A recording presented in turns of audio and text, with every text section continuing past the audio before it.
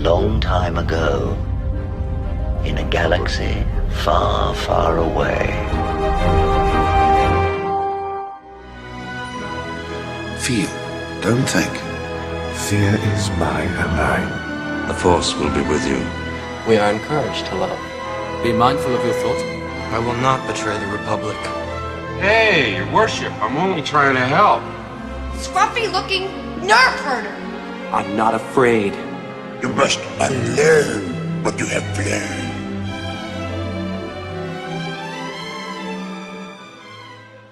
So, Skeleton Crew, Episode 8, the finale, was extremely exciting, but again, way too short for me.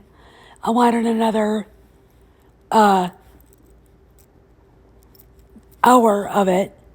Let's see, first off, Jude Law's character, Jodna Nawood, is somebody we have to see again. We have to see him as part of the Mandoverse, somebody that Mando has to deal with. Maybe have Luke finally confront him. Han might know him actually. And there might be a lot of hate there. I think it would be great. He's a brilliant character. And he's a psychopath. Okay? He murders an unarmed, trapped Brutus. Then he threatens mayhem to the kids. And he's so intense about it that it's hard to kind of quantify how good Jude Law played that role. And later in the video, we'll talk about his background, which I was right. I was as close to being right as anybody could be. And it just made sense. Everything you said up to that point. The kids, they're trapped with their parents. Fern and her mom have to go with Nawood to go meet the supervisor, which is an interesting thing. Now, if you remember right, the black pill blobs all think, because the supervisor's voice sort of sounds like Palpatine's jolly grandpa voice, that it's Palpatine, that, he, got into the Death Star and then went to a no-name planet, but that he was also a financial bureaucrat on a hidden planet. I mean, there are worse writers, there are worse creative minds than even the story group, okay? I mean, anybody who would actually think that was Palpatine's a moron. So Fern and her mom are there. The supervisor's office seems empty. And all of a sudden this red light shows up, circle thing, starts talking at him, very jolly voice, starts to confront Jod. The supervisor knows Jod is not a Jedi, that he is a pirate, and basically tells the droids there to take him prisoner, and Jod pulls out the blue lightsaber and goes to work on the droids, and then the supervisor. So the supervisor is nothing more than a computer voice, okay? You get an idea.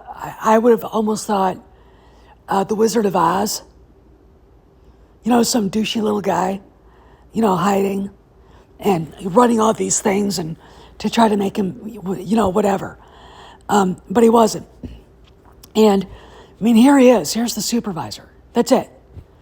No, guys, black pill blobs, he is not Palpatine. He's just a computer droid. He's just, that's what he is. And once Jod realizes that they're being controlled by a droid, he just destroys it. And he destroys the security droids that were going after him and threatens Fern and her mom. And it's just, it's sad when you think about that part. They're both stuck with this guy. And The next part's even better because the ending is so epic. It is so great. So let's talk more. My name is Maximus Decimus Meridius. My name is Jeff. My name is Maximus Decimus Meridius. My name is Jeff. My name is Maximus Decimus Meridius. My name is Jeff. My name is Maximus Decimus Meridius. My name is Jeff. This is Master Obi-Wan Kenobi. I regret to report that both our Jedi Order and the Republic have fallen.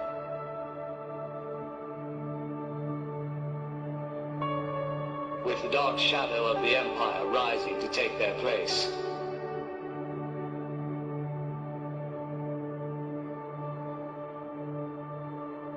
This message is a warning and a reminder for any surviving Jedi.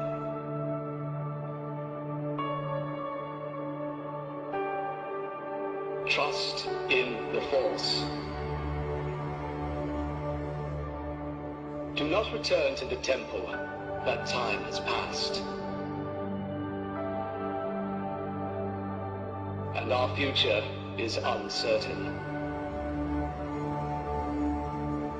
We will each be challenged. Our trust, our faith, our friendships.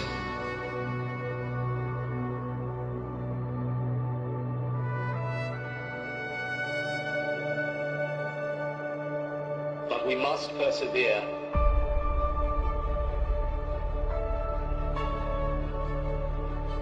And in time, a new hope will emerge.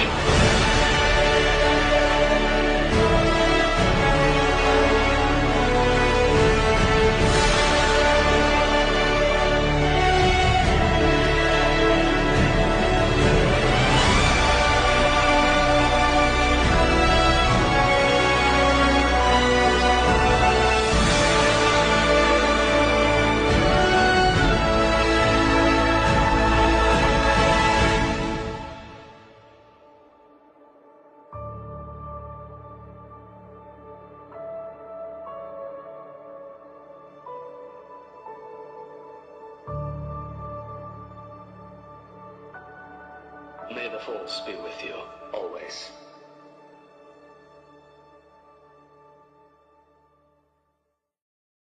So, Nawoods gets a supervisor before he destroys the supervisor to allow the pirates to come in, and they start wreaking havoc across Adat. I mean, that thing, that ship, there are thousands of pirates on hover kind of craft things, like the sail barges and the sand skiff in Return of the Jedi. They're kind of like that. And they're just chasing people around, and the power's off. Okay, so the kids that are not with Fern and her mom, I'm talking about Wim, Neil, and KB, have to come up with an idea to save Adat. And so they decide to go to the Onyx Cinder and take it to get up past the barrier to send Kim, the owl bird thing, a message to get the X-Wings to come and save Adat. And Wendell, Wim's father, goes with them. And then in order to get the Onyx Cinder, it's basically being held down by braces, and they have to get the power back on so they can get the braces loose, I think. I can't, and so Wendell and Wim go back to the supervisor's tower and confront Jod, and the Onyx Cinder escapes. Gets out past the barrier, it's being chased by pirates, and they get a message to Kim, who summons a fleet of X-Wings, B-Wing fighters, and a blockade runner. It looks like the Tantive 4 just shows up. at the end. So yeah, I mean, who's on that ship?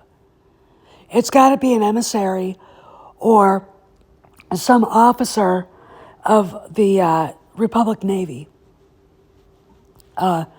Republic Fleet. Maybe they're Mon Calamari.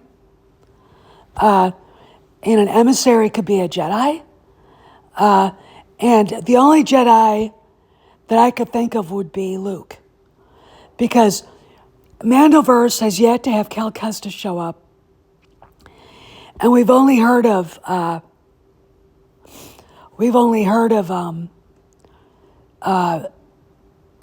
Quinlan Voss and Kenobi, and here's the Onyx Cinder going through the barrier to summon Kim so she can summon the fighters.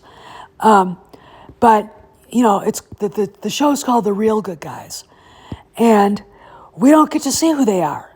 We get to see 3 pilots. One's a white man, the other's a woman, and the next one's an alien. That's it. We don't get to see who's on board that other ship, the bigger ship. It looks like a frigate. It looks like one of the ships that drove the Star Destroyers into the security gate in Rogue One. So the kids, here's Nawood and Fern's mom and Fern. The kids are watching this, and we get to see B-Wings at the end. So this is the first time, really, we've gotten to see B-Wings come in, which is kind of cool. They're not my favorite ship in Star Wars. I think they're kind of stupid looking. But then I also thought the pirate ship is kind of weird looking too. Like, you're kind of looking for aerodynamics. And the Onyx Cinder's very aerodynamically sound. The Falcon is too. Very kind of a wedge. Then you got these, and of course the X-Wings. And then you got a B-Wing. It's like, what? But they all come in to drive the pirates off. And here's the emissary ship, or whoever's on this ship. They never tell us who's on this ship. All we know is that this thing just suddenly shows up. It just shows up at the end. And then, the show's over. And we've only get really 2 mysteries solved, who Nawwood really is, and what the supervisor was, which was nothing but a computer, droid, AI-enhanced mechanism that controlled at and from the security shield to what everybody did every day. And kept everything on a very smooth, even keel, okay? There's one scene where Fern's mom is saying, the shield was up there to protect you, blah, blah, blah. Fern's like, no, I don't, the galaxy is dangerous. And they have that conversation, it's a pretty good one. So who's Nawwood? I suspected he was at least a former Padawan, and I was right. He is a product of Order 66. They, meaning Imperials, the Inquisitors, maybe Vader himself, discovered the person that found him, the woman the female Jedi that found him, and said he had potential and taught him a lot of things. And then she was captured, and he watched as they killed her. So his life was already dark to begin with. He was discovered by a Jedi and given some training, and then saw her being murdered. So he's got an attitude, but with good reason, okay? And ultimately, he's a product of Order 66, and every lesson he learned from that Jedi was forgotten. I mean, he could tell Wim, your focus determines your reality, right? That's right out of Qui-Gon Jinn. But Okay, but he doesn't carry it with him. The galaxy and what he saw as a kid, and that Jedi, the only probably human being or whatever she was that ever cared about him, being murdered by the Inquisitors or Vader himself, turned him into a very hard, kind of a psychopath guy. Period. And we're left with him watching everything burning down, and he really doesn't get an end. So I think there should be a time leap, and we should get another 8 episodes because I think it was really good, and I want to see Jude Law's character in more. I think that character is really great. I think he's an asset to the Mandoverse. He's up there with Ray Stevenson's Baylan Skoll. So yeah, two mysteries solved: who the supervisor was and what Nawoods' background really was, and what made him become what he was. Okay, and let's see if we can get another season.